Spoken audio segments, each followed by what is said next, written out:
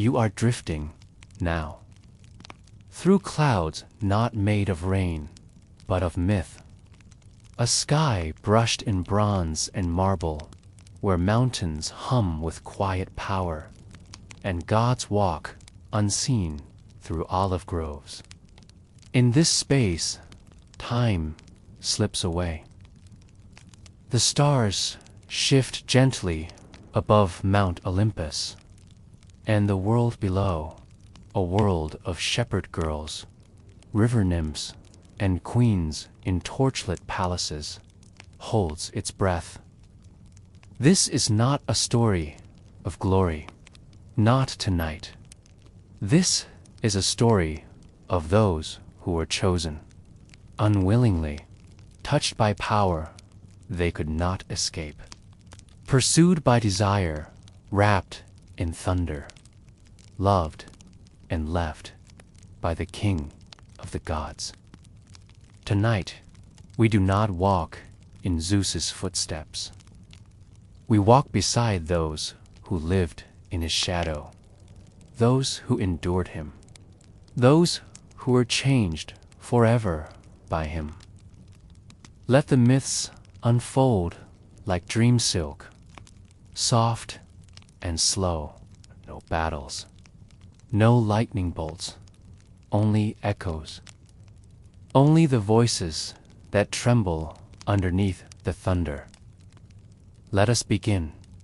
Imagine you are a mortal girl, washing linens beside a river, your hands red with cold spring water, your thoughts drifting with the current. The sun is warm on your skin, your heart is light.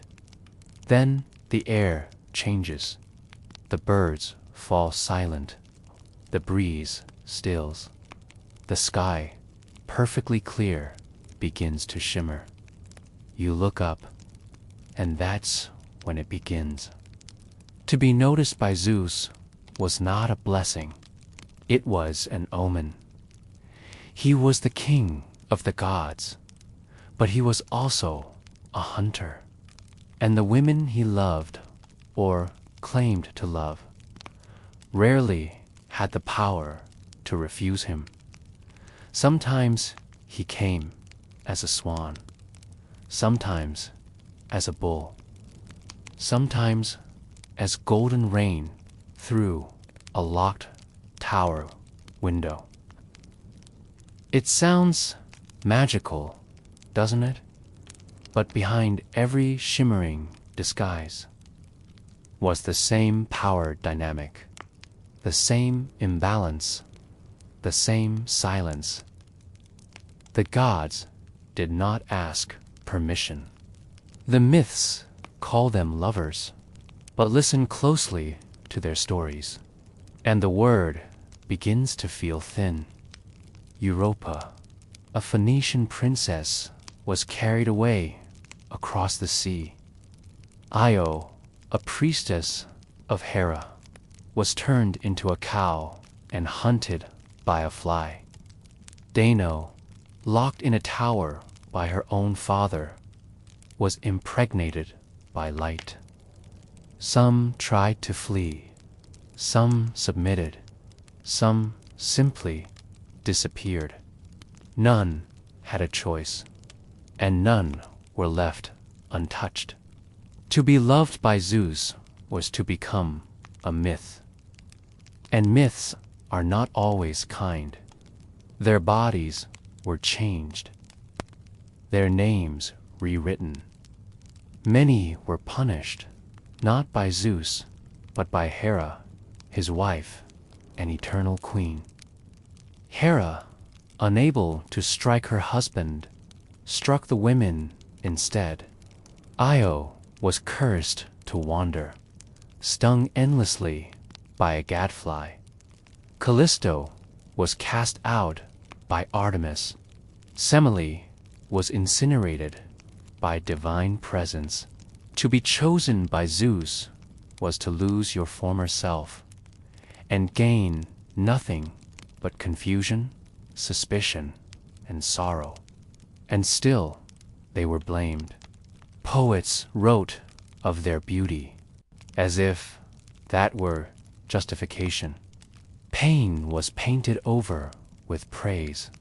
The girl became a symbol. The woman became a vessel.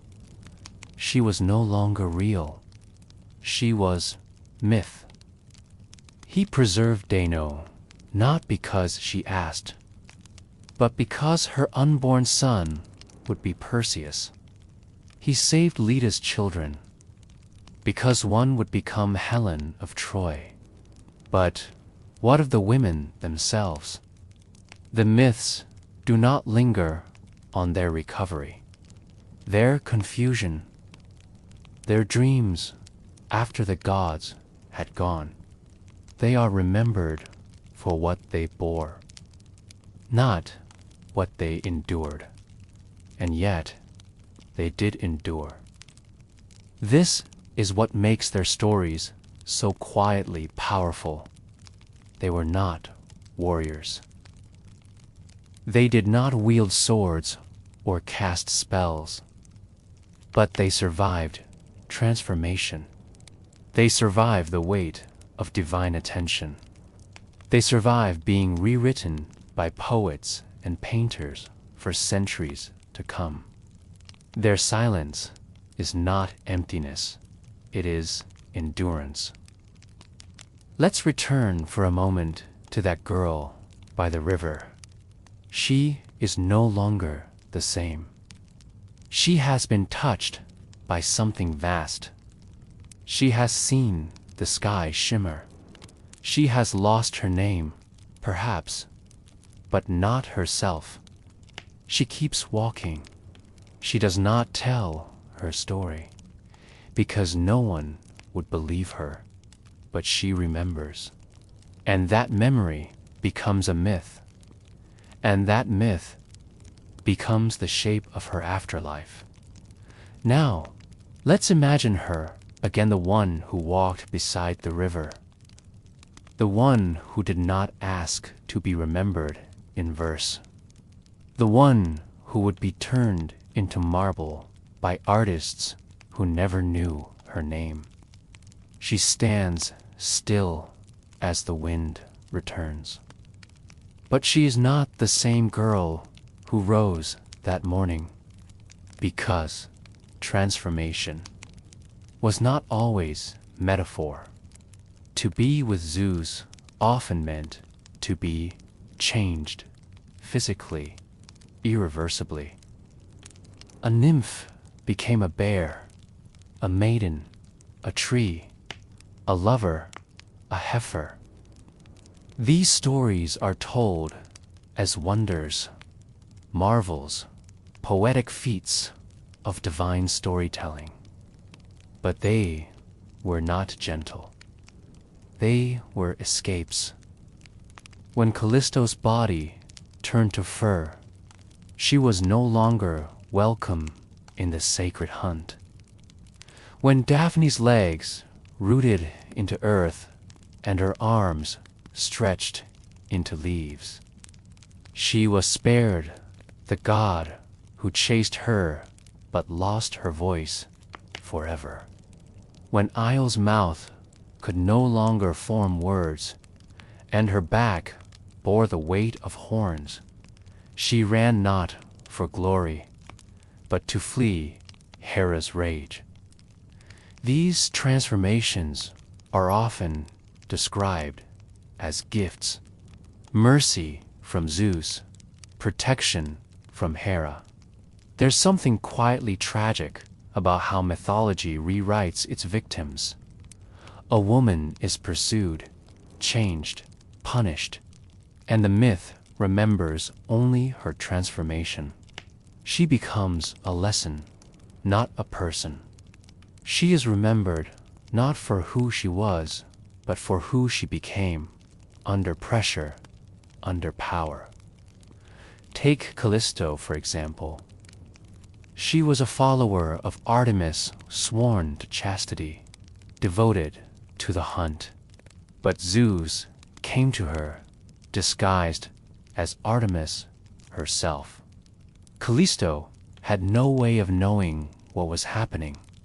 When her pregnancy was discovered, she was cast out, shamed by her community, and later turned into a bear.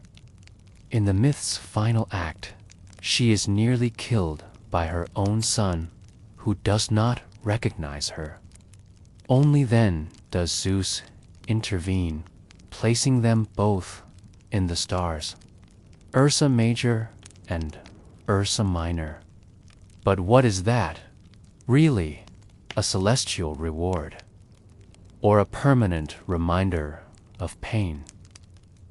Callisto's story ends not with restoration, but with distance, suspended forever in the night sky, a symbol of something no one could name. Antiope was another, a princess of Thebes. She was either seduced or assaulted by Zeus. Again, accounts vary depending on the teller. She gave birth to twin sons, abandoned and scorned, then was captured by her uncle and imprisoned. Her suffering was long, her children raised without her, and justice was served, as myths tell it. But still, the weight of years passed in chains, the toll of motherhood carried in isolation. Those details are not part of the hero's journey. They are forgotten. Her value in the myth lies in what her sons became, not in what she endured to bring them into the world. Semele's tale is one of the most haunting. She was a mortal woman, loved by Zeus. Their affair was secret but passionate, and she became pregnant. But Hera, ever watchful, tricked Semele into demanding that Zeus reveal his true form. Bound by oath, he complied, and when she beheld him as God, not man, she was consumed by divine fire. Her son, Dionysus, was save-stitched into Zeus's thigh and born again later. The myth focuses on this miracle, the dual birth, the birth of wine and madness and ecstasy. But what of Semele? She died for nothing but curiosity. Her love, perhaps genuine, perhaps confusedly to annihilation. And she was remembered not for her mind, her grief, or her pain, but for what she carried. These stories echo one another. The women are young. They are often alone. They are rarely believed.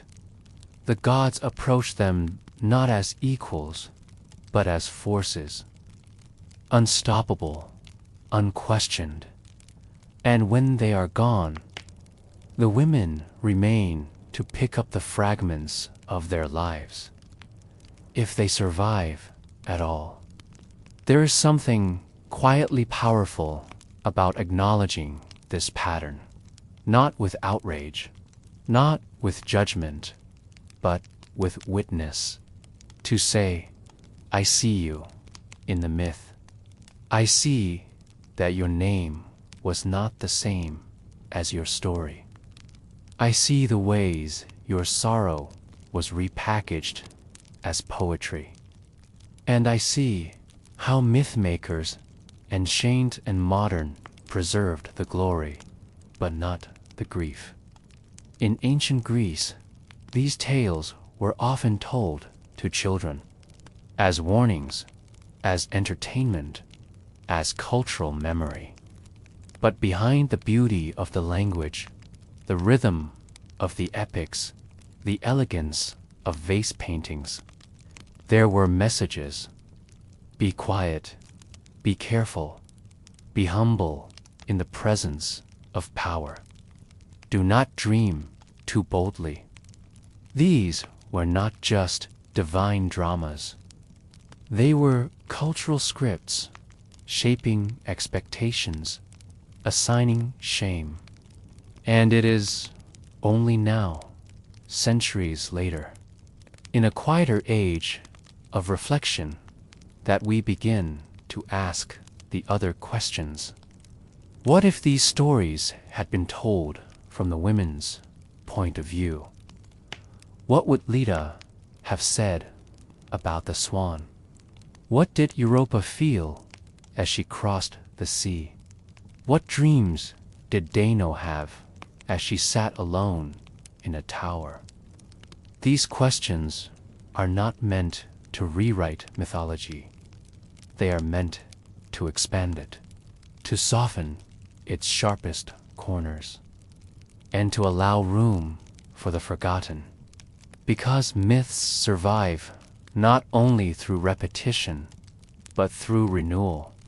And now, as you listen, as you drift a little further into the quiet, you carry those forgotten voices with you, not as burdens, but as echoes, soft, persistent reminders that even in the stories written, there are always traces of rain. Even now, the stories endure. In poetry, in paintings, in operas and silent statues. They survive because people need stories to understand power, to explain longing, to warn and to remember. But not all stories are told fairly. When power is divine, its wounds are often mistaken for wonders. And those who suffer its touch are asked to be grateful. That is the quiet tragedy of Zeus's lovers. Their names were recorded, but their hearts were not. They were elevated, yes, immortalized in constellations, recalled in epics, painted in beauty. But they were also erased, turned into animals, turned into trees, turned into myths, rarely turned back into women. And still, they watched their children rise. They watched heroes born of their pain. They watched cities named for sons they raised alone. They watched gods reward themselves for things taken, then rewritten. They watched and they endured. The myths do not offer closure. There are no apologies, no acts of restoration. But here, in this quiet moment, we can offer something different. Not thunder, not praise, but attention. We can remember the weight of unwanted power, the loneliness of being believed only as legend, the stillness of a girl left behind in her own story. And in that stillness, perhaps there is space, not for justice, but for rest. So let us rest here for a while, among the reeds where I once wept, beneath the tree that once was Daphne, on the edge of the sea where Europa disappeared. Let the water flow past. Let the stories soften. Let the myths untangle just for a moment. You do not have to remember every name, only that they were here. They lived. They were more than muses. They were more than metaphors. They were more than myths. They were real, if only once, before the gods rewrote them. And now you have heard them in stillness, in sleep. And perhaps somewhere deep within that sleep, they begin to dream again. So when we speak of these stories, let us do so softly. Let us not rush to judgment or redefine their meaning with modern fire. Instead, let us simply make space, because silence does not always mean consent. Transformation does not always mean escape, and being remembered does not always mean being understood.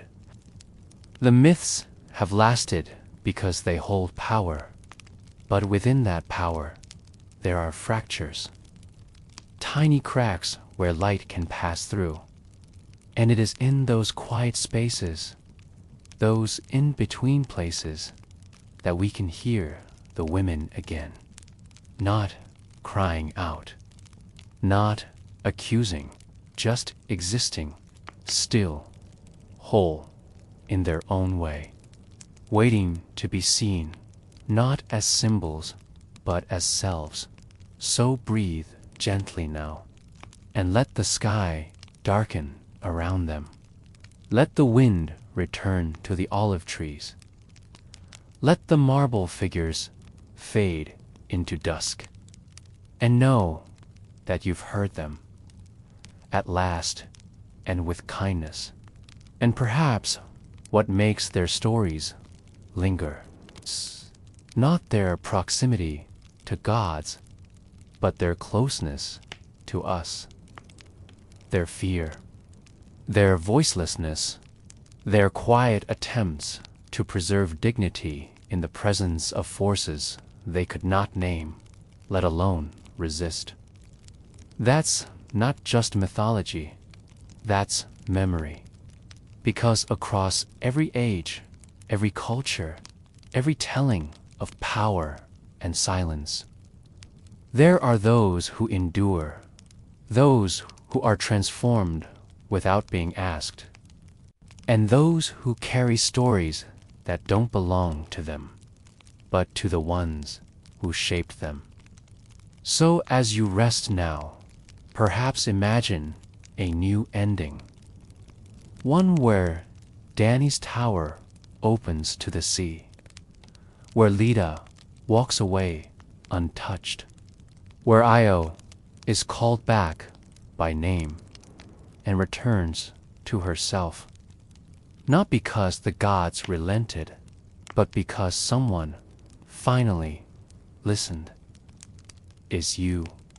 Let's move more gently now, from myth into memory, from nameless masses into the quiet lives of a few who were named. Women whose stories were passed down, not because they triumphed, but because they were transformed. Tonight, we walk with Io and Leda, two women separated by time and place, but connected by the gaze of a god, and by the weight they carried long after he had gone. The girl who wandered, Io, was a priestess, young, devout, and sworn to the goddess Hera. She served at a sacred temple where vows were made, prayers whispered, and incense curled into the heavens. Her days were filled with ritual, cleansing, chanting, silence. And then Zeus saw her. The myths don't agree on what happened next. Some say he loved her. Others say he desired her. Some versions are vague, as myths often are when the story is painful. But one detail never changes. Io never asked for this. To protect her, so the myth claims Zeus turned her into a heifer, not a symbol, a literal white cow. This was, in his eyes, mercy, but it was a mercy that robbed her of her voice, her face, her form. And when Hera discovered the deception, she asked for the heifer as a gift. Zeus, trapped by his own ruse, agreed. And so, Io, now mute and unrecognizable, was given as an offering to the goddess she once served. From temple maiden to sacred livestock, the transformation was complete. But Hera was not done.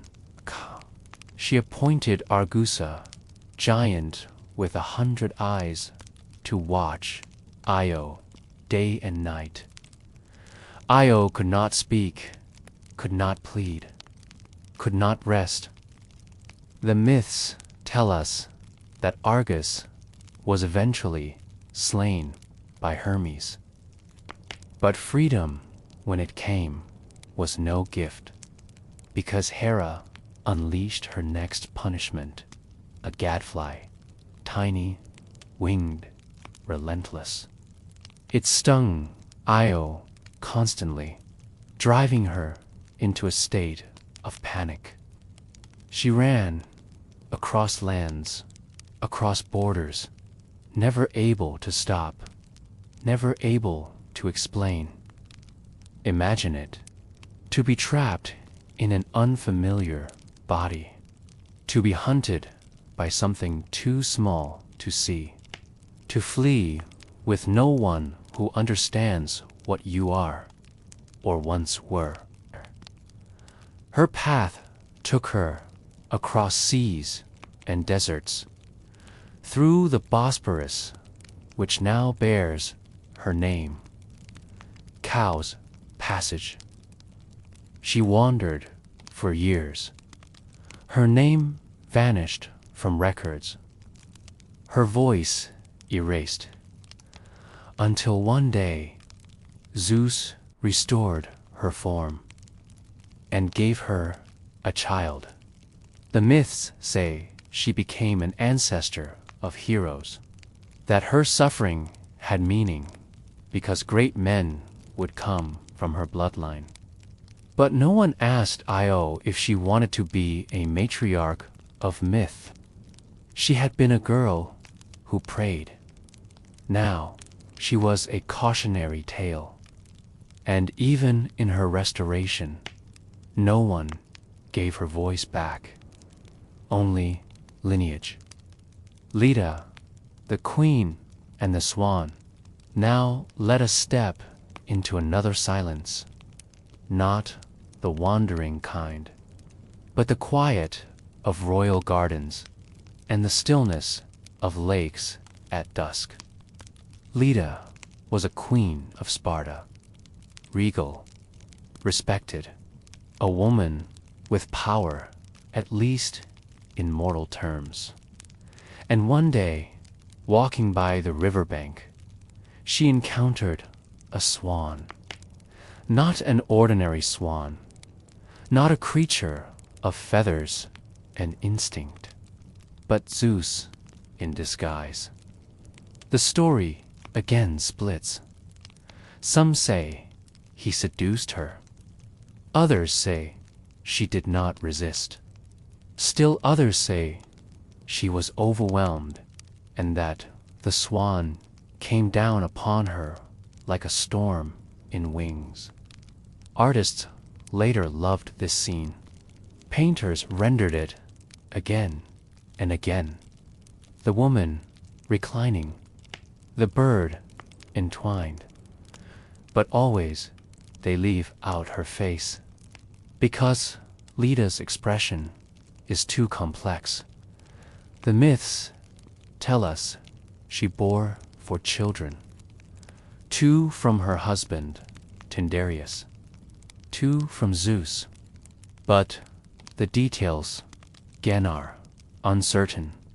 Some say she laid 2 eggs, from which hatched Helen of Troy, Clytemnestra, Castor, and Pollux, divided siblings, half mortal, half divine, symbols of love, war, loyalty, and betrayal. And Leda, who bore them, is almost forgotten in their telling. Her daughters would go on to spark wars. Her sons would become stars.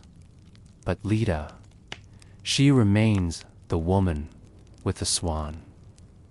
There is a quiet pattern here. Io was turned into something she wasn't. Leda bore something she didn't ask for.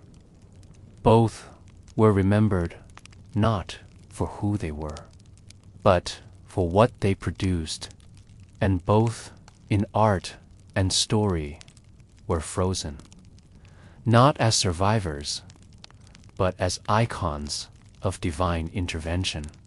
We know their names, but we don't know their thoughts. We don't know what Io dreamed of as she ran from country to country. We don't know how Leda felt as she held an egg in her hands. Was she afraid, confused, resigned? The myths do not say. They rarely ask. The price of divinity. There's a strange comfort in being noticed by the divine until you are. Until the attention comes with cost. For Io and Leda, the price was steep. Their lives were not destroyed in battle, not ended in tragedy, but altered just enough to be unrecognizable. They became vessels for children, for messages, for myth, but never quite for themselves. We often speak of mythology as escape, fantasy, beauty. But for the women within it, myth was not always liberation. It was a structure, a story already written, and they had to find space within it to survive. Io survived by fleeing, Leda by becoming still. And even in the aftermath, when the gods had left, when the children had grown, there was no going back. The world remembered their divine encounters, not their quiet before, not their ache after. So as we drift away from their stories, let us not remember them only in marble. Let us not freeze them in paintings. Let us not name them for what was done to them. Let us imagine them just for a moment. In their own time, Io walking once more beside the temple. Her face, her own. Her prayers, private. Leda beneath the cypress trees, before the swan, when the water still rippled gently, and no feathers stirred the air. Let them rest there. Before the myth began. Perhaps the most heartbreaking part of these stories is not what happened to Io and Leda, but what didn't. There was no justice, no apology, no moment of clarity in which a god said, "I was wrong," because the gods of Greek myth, powerful and eternal, do not answer for their choices. They simply move on. And so, the women left behind are not allowed to be angry. Not in the stories. They endure. They transform. They fade into legend. And over time, their suffering becomes poetry. But if we slow the pace, if we pause within the silences, we begin to sense their presence in the cracks between the lines, a quiet resistance, a breath held, a dream clutched tightly, even as the world reshapes itself around them. The myths may not record their feelings, but absence can speak too. The distance between event and retelling is often where the truth resides. Even the places named after them bear the marks. The Ionian scene for Io's journey, the Bosporus, the cow's passage, each landmark a trace of her endless flight, a scar on the map, and yet no statues to her wisdom, no temples to her endurance, only paths of exile. And for Leda, her legacy is reflected in others. Helen of Troy, the face that launched 1,000 ships, but Leda's face is missing. Her story is told through her daughter's beauty, her husband's lineage, Zeus's disguise. She becomes a footnote, a hinge in someone else's tale. These myths survive because they're compelling, because they echo something deeply human, not just about gods and fate, but about imbalance, about what it means to be noticed by power and reshaped by it. And still, women like Io and Leda found a way to keep walking, one through flight, one through stillness, both through silence. If you were to stand at the edge of the Ionian Sea tonight, beneath a gentle sky, you might feel something on the wind. A presence, not loud, not vengeful, but watchful. The memory of a girl who once ran, of a woman who once bore the future in her arms without asking for it. Their steps are long faded from the earth, but their stories remain. Not because the gods preserved them, but because someone remembered. Someone like you, listening, reflecting, letting their stories breathe again. So let us leave them here gently. Io, at last allowed to rest. Her skin, her own, her name, her own. Leda, no longer watched by eyes that desired, but by stars that do not judge. We do not need to retell their suffering, only to recognize it, and then to let them go into the silence they were never granted, and maybe in another version of the myth, a version that was never written down. Leda looked into the still lake after the swan had vanished, and did not see power reflected back, only herself, changed but not lost. Maybe I, walking again in her own form, stood quietly beneath the stars, and felt the ground under her feet as solid again, not as myth, not as metaphor, but as a woman. These imagined moments are soft. They do not shout.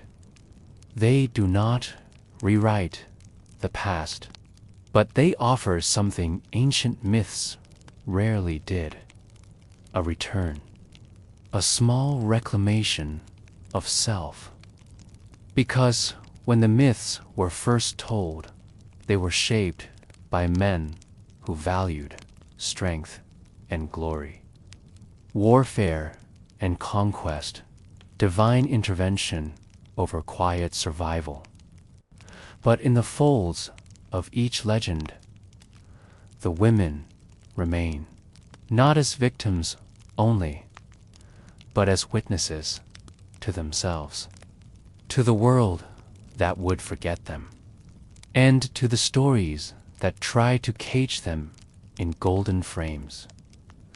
Their stories became patterns, taught again and again, painted, sculpted, retold in whispers across centuries. And even now, in bedtime stories, in classroom lectures, in old books with frayed pages, they live on. Yet something is shifting. Today, people listen differently. They ask deeper questions. Not just what happened, but how did it feel? Who was lost in the retelling? What was left out? And in that shift, Io and Leda begin to change again. Not into cows or birds or queens, but into something closer to truth. Symbols, yes, but also echoes of real experience, of being seen too much or not at all, of being praised and punished for beauty, of being remembered but not known. Let that be enough for tonight.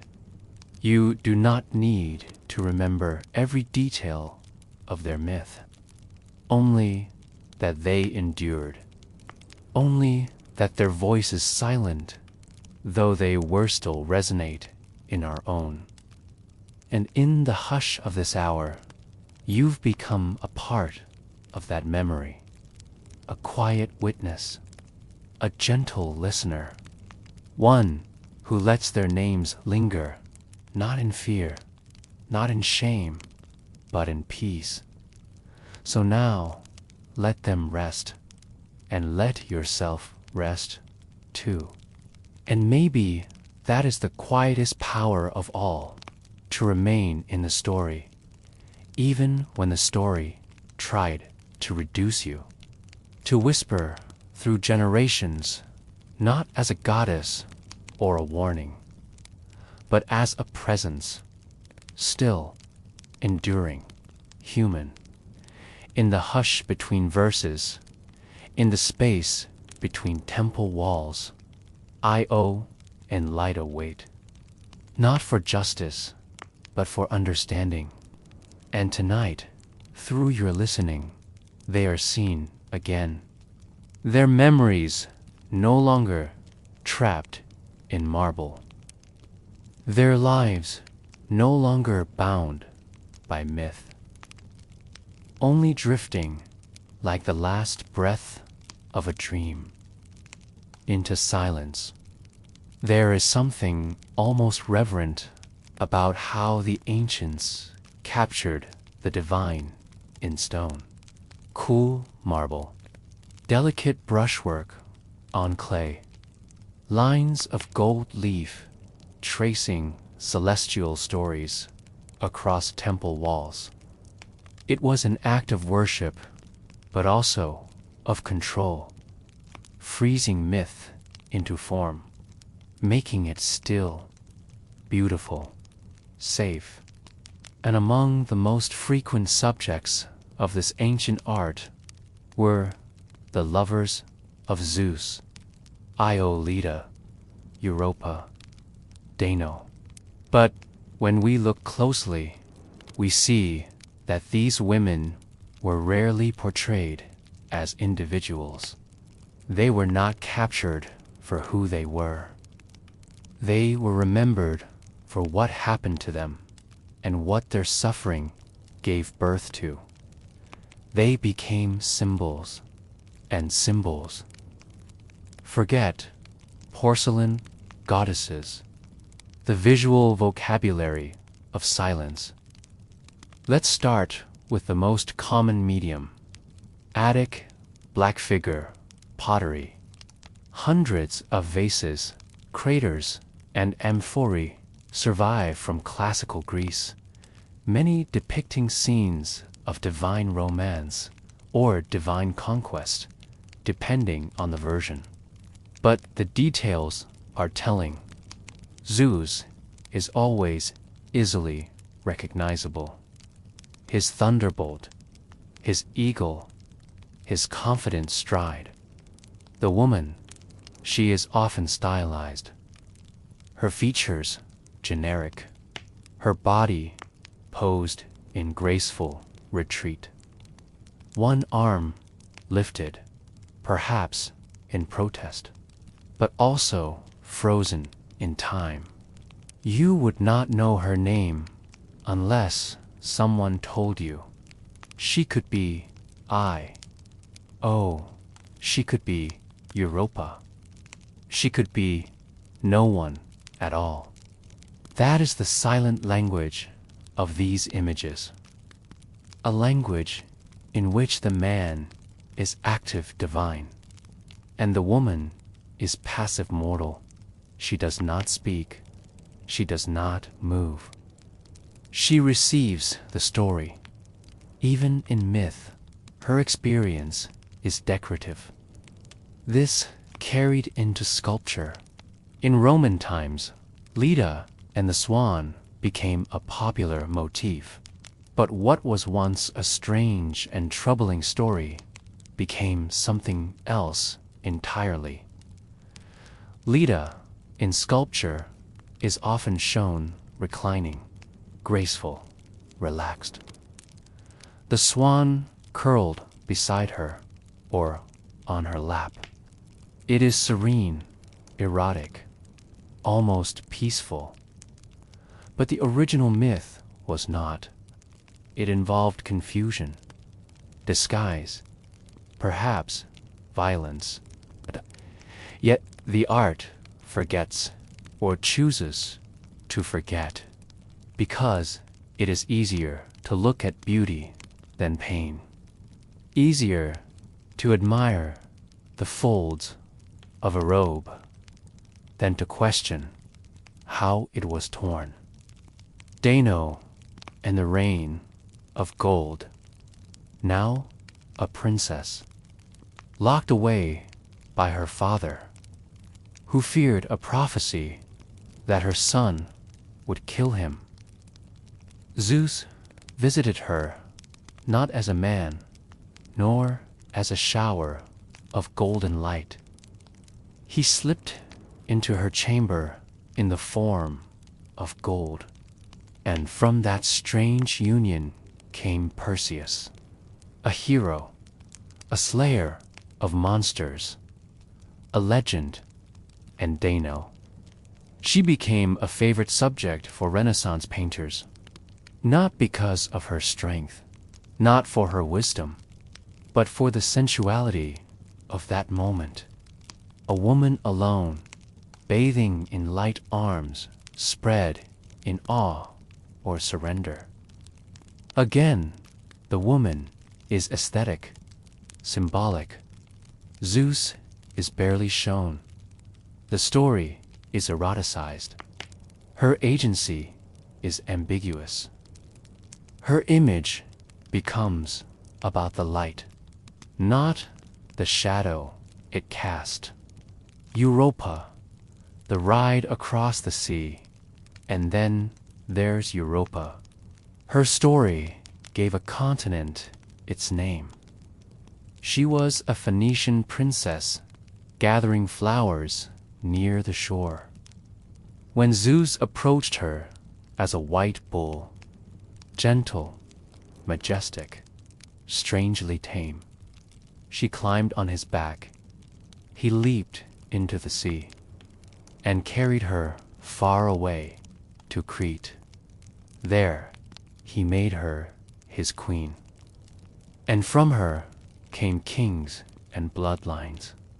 On ancient coins and mosaics, Europa is often shown riding the bull, clinging to his horns, the sea swirling around her. It is a dramatic, beautiful image. But the question remains, did she climb willingly? Was it curiosity, deception, or something else entirely? The symbol is powerful. A woman in motion, transported by a god. But the woman's voice is silent. The symbol becomes the story. This is the quiet pattern. When women in myth become symbols, their pain becomes metaphor. Their stories become illustrations. Io is remembered not as a woman, but as the gadfly's victim. Leda as a swan's companion. Danaë as gold's receiver. Europa as the bull's passenger. Each one reduced to the moment Zeus entered the tale, and forgotten beyond it their thoughts, their lives before and after, their fears, their resistance, their memories, faded or repurposed. Because in symbolic art, it's not about the person. It's about what the image means, and meaning can erase. Modern reclamation, but over time, the silence began to crack. In the last century, artists, writers, and historians have returned to these myths with new eyes. They have asked, what did these women feel? What would they say if they could? And how can art restore what was taken? Feminist poets have rewritten Danaë's moment, not as seduction, but as intrusion. Contemporary painters have reimagined Leda, not in passive embrace, but in fierce resistance. And scholars now examine vase paintings not just for their beauty, but for their messages, both spoken and unspoken. In these rereadings, symbols become stories again. Decorations become testimonies. Silence becomes a kind of voice, and myth becomes memory. And still, despite all the reinterpretations, the echoes of those original symbols remain. They linger in textbooks, in museum galleries, in the way myths are retold in children's books, where the swan is just a bird and the bull just a ride. The danger lies not in the symbols themselves, but in forgetting what lies beneath them, in letting beauty smooth over pain and metaphor erase memory. When a woman becomes only the curve of a vase, or the subject of a painting, or a myth whispered without her name, she is no longer remembered, only used. Yet, even now, their presence persists in quiet corners of history. In the footnotes of classical texts, in side glances from sculpture halls, where the women look out over centuries of being misunderstood. Not every symbol was meant to last, but some endure through quiet resistance. A raised hand, a turned face, a figure cloaked in shadow, refusing to be fully known. It's easy to overlook these details, but once seen, they cannot be unseen. And maybe that is the beginning of remembrance. Not in retelling the stories as they were, but in asking what was left unsaid.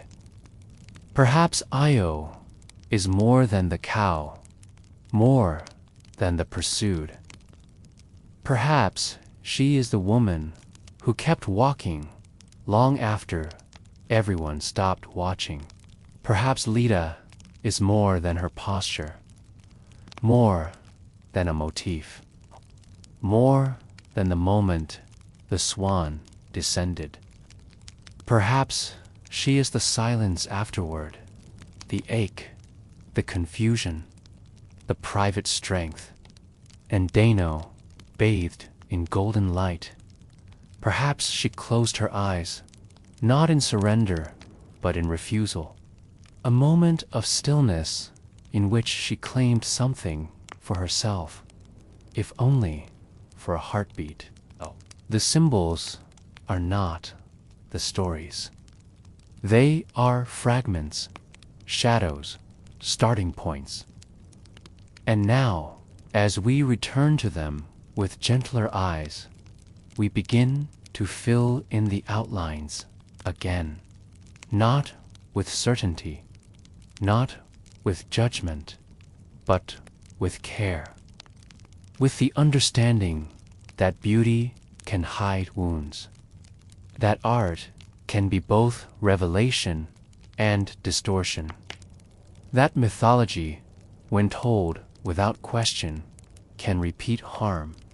But when we pause, when we look again, we create space for something more honest, something softer, something healing. So tonight, let us leave these forgotten symbols, not shattered, but seen, not discarded, but remembered differently. You do not need to rewrite every myth. You do not need to argue with the past.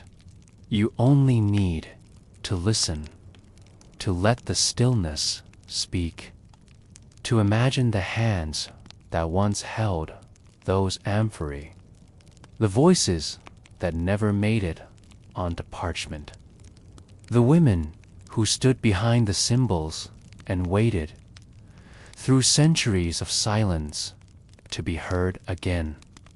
Perhaps they are still waiting, not for revenge, not for praise, but simply for attention, for the quiet dignity of being seen as more than an idea, seen as human, as complex, as unfinished stories still unfolding in the minds of those who care to listen, like you. And now, as your thoughts drift further into stillness, let those ancient figures settle gently beside you, not in grandeur, not in fear, but in presence. They are no longer just symbols. They are memories gathered under starlight. And tonight, they rest with you. And now, in the soft quiet of this reflection, we turn to how these symbols changed again, not by the will of gods, but by those who looked back with different eyes. In the late 20th and 21st centuries, a quiet revolution began. Writers and artists, many of them women, began to reimagine the stories of Zeus' lovers, not as distant myths, but as experiences, not as fables, but as echoes of real-world power, pain, and perseverance. These reinterpretations didn't erase the old art. They layered over it, softly, respectfully, with new meaning. Where once Io was only a heifer, a silent creature fleeing a gadfly, she became a metaphor for trauma that lingers long after escape, a symbol of identity lost and recovered, a voice that returns slowly over time. Leda, once the passive figure beneath a swan, now appears in poetry as a woman awakening to her own story. Not victim, not goddess, but self. Danaë, long rendered in sensual repose beneath golden light, is today described by some writers as a woman robbed of safety in a moment disguised as divine favor. And Europa, carried away by the sea on the back of a bull, has been rewritten not as a willing bride, but as a girl stolen from her home, forced to make a kingdom out of exile. These shifts are quiet, but they matter, because when stories change, so does memory. And with memory, so does meaning. Still, the ancient symbols remain. They live in galleries, in museum gift shops, in the pages of classics curricula, and they will not disappear, nor should they. But we now understand that those vases, those frescoes, tell only part of the story. They are not windows into truth, but mirrors of the world that made them. A world where beauty was prized, silence was praised, and power was dressed in robes of divinity. To see the full picture, we must step past the gilded edges. We must ask gently what came before the myth, and what remained after the last line. Let us imagine now a different kind of gallery, not one filled with idealized marble, but with quiet figures in motion. Io, no longer pursued, but seated beneath a tree, her name her own again. Leda, not reclined in stillness, but walking beneath the trees of Sparta, her eyes clear, her body untouched. No, alone in a chamber, not of stone, but of her choosing, bathed not in gold, but in early morning light, holding not prophecy, but peace. And Europa, standing on the shore, watching the bull from a distance, choosing to stay where the flowers grow. These are not corrections to myth, they are restorations, because symbols are not set in stone. They evolve, just like memory, just like us. And when we look again, with gentleness, with honesty, we see not just the God who changed shape, but the women who were shaped and survived. Even if the myths do not say so, even if the symbols tried to forget, they endured. And tonight, in the hush of your attention, they are whole again. And so, the question lingers in the quiet. What does it mean to remember differently? Not to rewrite history with sharpness, but to reread it with care. To sit beside the broken statues, the fading frescoes, the chipped ceramic scenes, and wonder what was never painted. What did Io dream of once she stopped running? What did Leda whisper to herself when the world went still? What might these women have said if someone had asked? We cannot know, but in wondering, we remember. And sometimes that is enough. She was the queen of the gods, golden-throned, majestic, radiant with a dignity that stretched beyond time itself. But in most myths, Hera does not speak first. She reacts to Zeus's wandering eyes, to whispered rumors of mortal girls turned to mist, to strange births from the sky. And yet, in that quiet, deliberate space between reaction and response, Hera remains one of the most complex figures in all of Greek mythology, because while her stories swirl with anger and vengeance, they also hint, just barely, at something more human, something ancient, something familiar, a woman not merely jealous, but sidelined, bound to power, yet never free within it. Hera, the wife, bound to power, denied peace in the great stories. Zeus chose Hera to be his queen. She was regal, unshakably poised, a goddess of marriage itself, yet married to a god who broke every vow. The irony was never lost on ancient audiences. They whispered of it in poetry. They carved it into temple walls.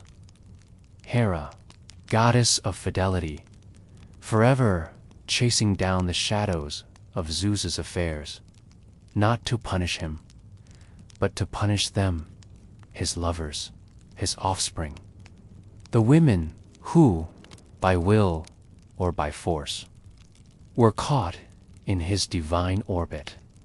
But perhaps this was not cruelty, as the myths so often suggest.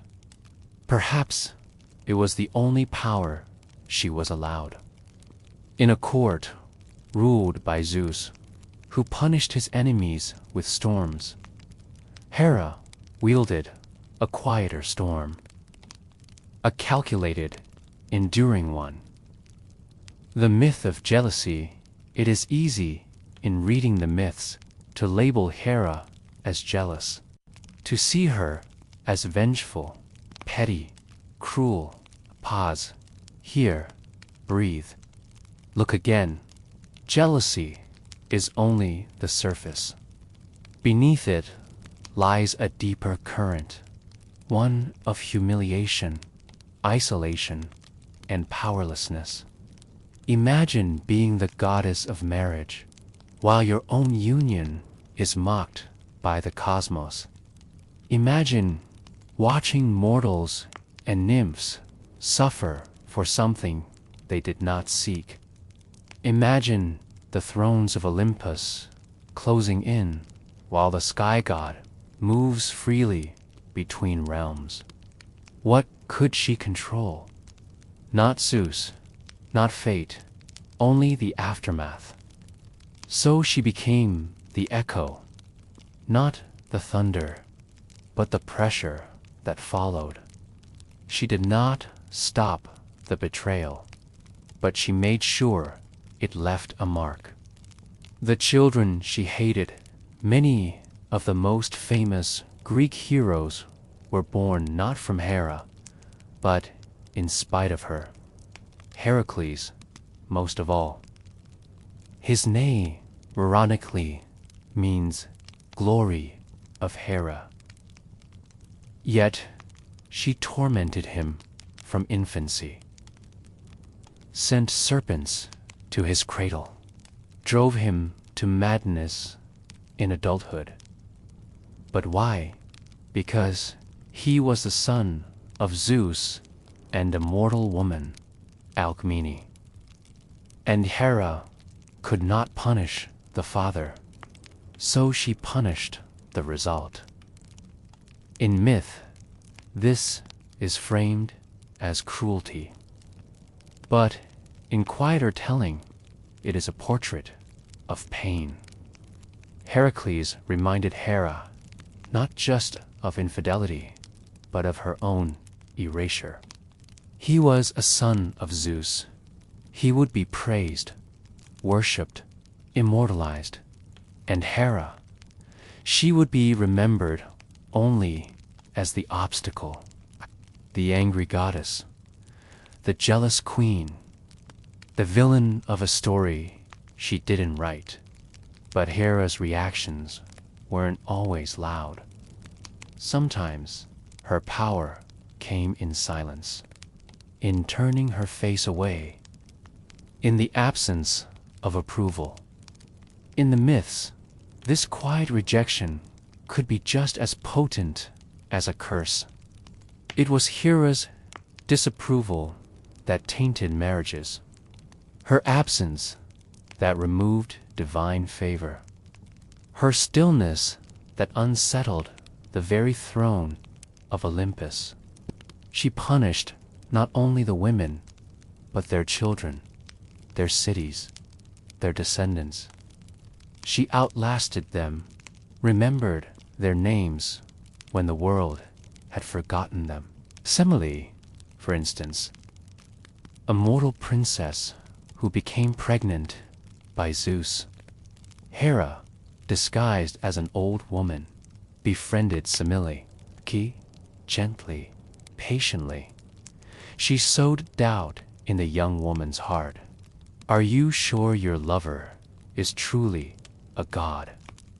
Semele, convinced, begged Zeus to reveal himself in full divine form, and he did.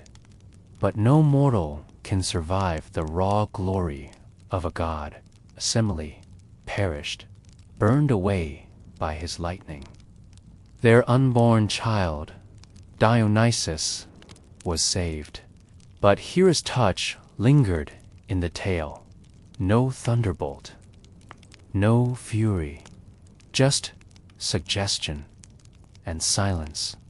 Another story speaks of Echo, the talkative mountain nymph. Echo loved to chatter, to entertain, to weave stories from thin air. When she helped Zeus hide one of his affairs from Hera, the queen of the gods punished her not with limitation. Echo would no longer speak first.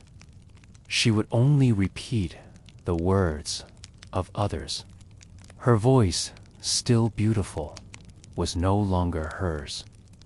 And in this myth, Hera's punishment is not violent, it is surgical.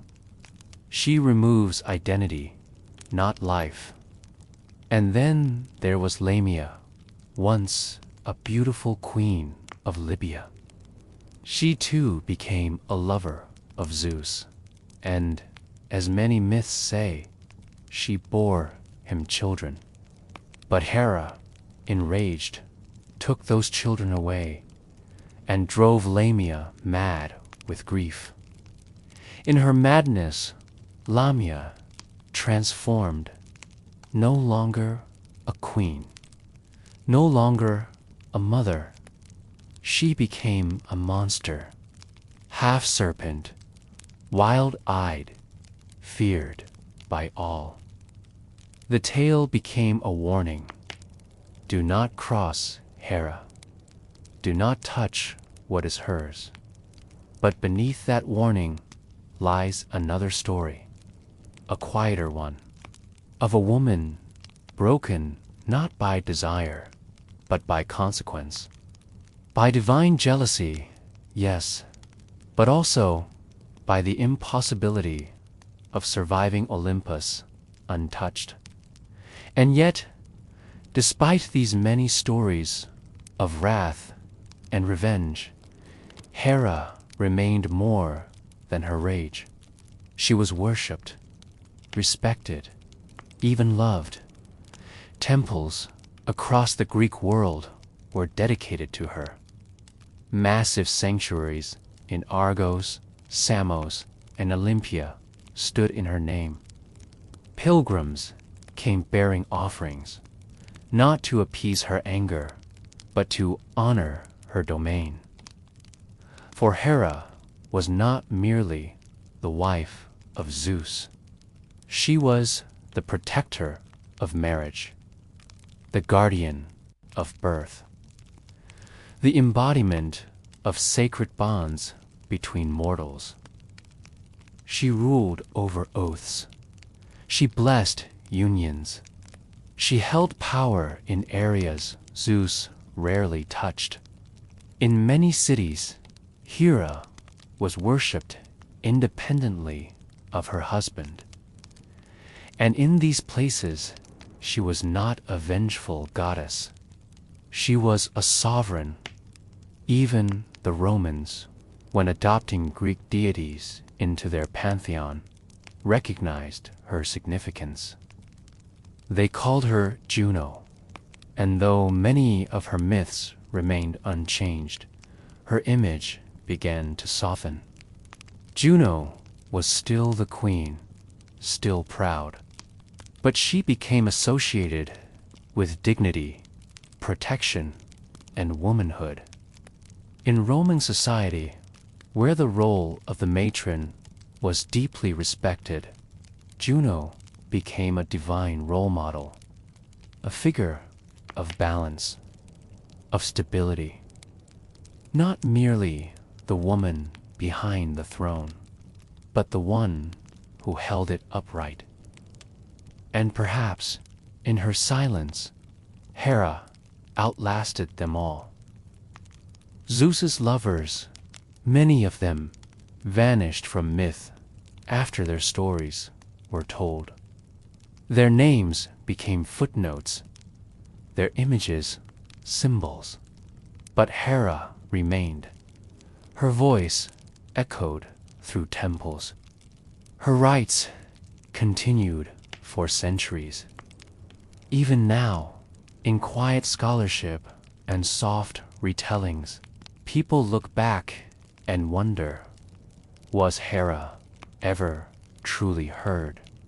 Or was she simply witnessed, distant, dignified, misunderstood? So what then are we to make of Hera, the goddess who ruled from a throne of clouds, but lived beneath the weight of betrayal? Who watched the stars swirl around Olympus, even as her name became shorthand for vengeance? Was she cruel? Perhaps.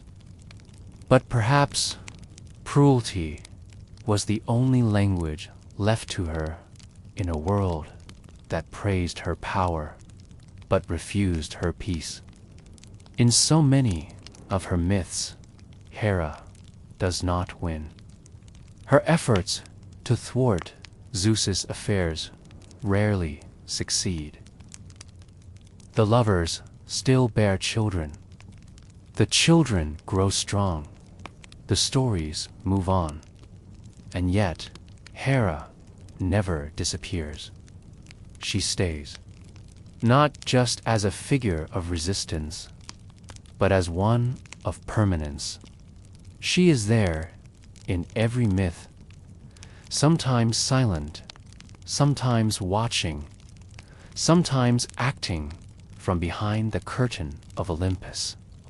In the centuries that followed the fall of Olympus, as temples crumbled and belief shifted, Hera did not vanish. She changed. In literature, she became less divine and more symbolic. Authors gave her new voices. They imagined her inner world, a world rarely revealed in ancient texts. In plays and poems, she's no longer only the angry goddess, but a woman wounded by eternity. A figure wrestling with immortality and the repeated pain it brings. Writers questioned the stories. Why was she silent? Why did no one ask her how she felt, or what she remembered? And in that questioning, new images of Hera began to emerge, not as soft rewrites, but as fuller visions. Feminist scholars and artists in particular saw in Hera a mirror, a woman bound to a throne, respected but constrained, feared but not truly known. Her myths became metaphors for the institution of marriage, for the price of loyalty, for the quiet rage of being seen only as a role instead of a person. And still, Hera endures. Her name is whispered in classrooms, painted in art, written into novels where gods walk among mortals, in films and series inspired by myth. She is often depicted with elegance and command. Not always kind, not always warm, but undeniably present, always there, always watching.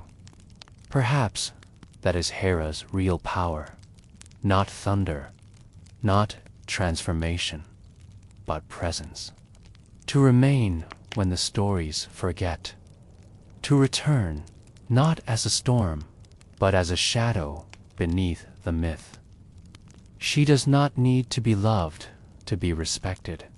She does not ask for sympathy, only understanding.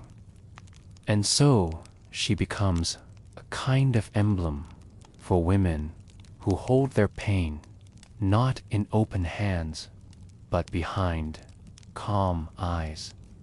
For those who are called strong and punished for it.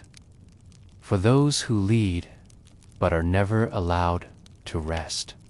And maybe tonight, as you breathe slowly, as the myths grow quiet, you feel her there, too. Not in judgment, not in rage, just watching, just enduring.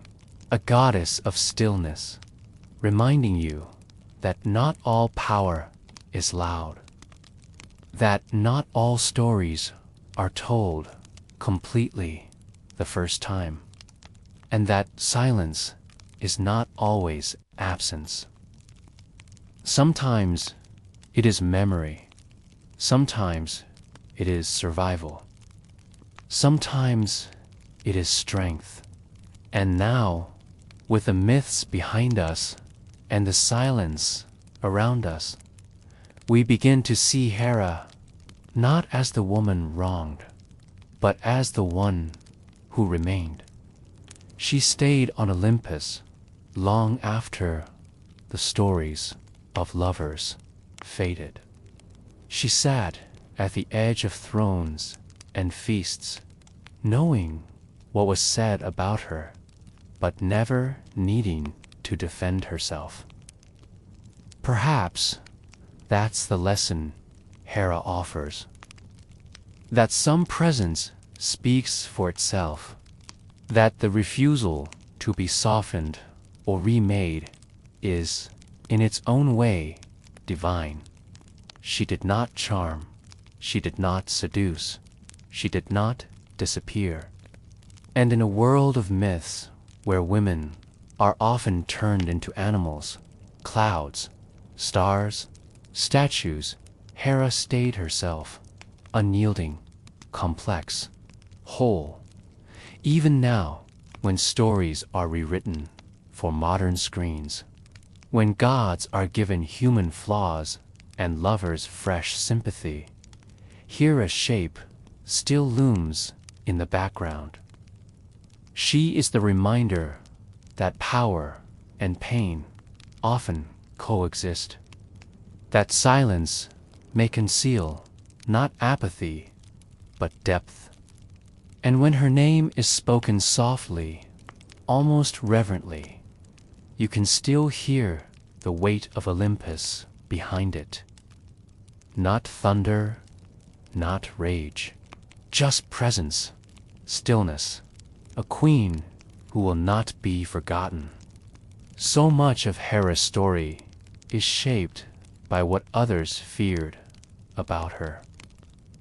By the way they spoke her name, not in warmth, but in caution. Yet, through the passing of centuries, she has endured more quietly than her husband, more steadily than her rivals. She is not worshipped for miracles, not adored for romance, but remembered nonetheless, because Hera is not a goddess who vanishes. She waits in the margins of myth, in the silences between verses, in the unwavering gaze of a woman who knows she is more than what she has been called. And tonight, as your breath slows, and the weight of myth lifts from your thoughts, she is still there, unmoving, unbothered, unforgotten. And now, our long journey through the myths of Olympus comes to a quiet end. We have walked beside Io, drifting through exile in the shape of a heifer, her voice stolen by transformation, her pain etched into wandering.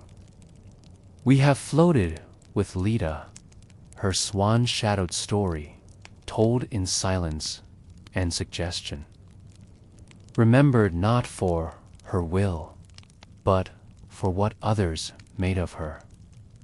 We have stood in the chamber with Danaë, where sunlight was not golden hope, but divine intrusion, her future shaped not by choice, but by prophecy, and Europa taken across the sea on the back of a bull, given a continent in name, but never the chance to return home.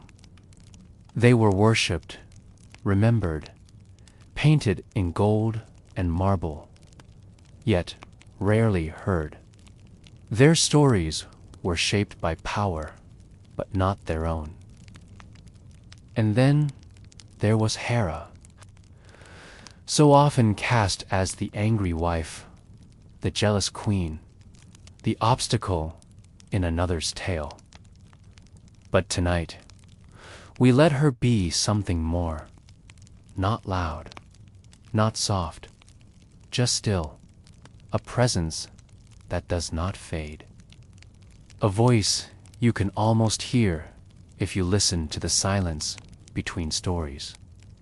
These myths were not made for comfort, but in revisiting them gently, with care, we make space for softness where there once was only thunder. We honor the pain and the poetry. We hold both the grandeur of Olympus and the quiet sorrow of those it forgot. And in this retelling, in this long, sleepy unraveling of gods and mortals, we find room to breathe, to let go of the roles we are given, to step back from the noise, to drift slowly into rest. So as the lights of Olympus dim and the marble columns fade into shadow, may you carry with you the echoes of these lives, loved, forgotten, misunderstood, enduring. Their stories are no longer just for the gods. They are for you now, for your quiet, for your stillness, for your sleep. Good night.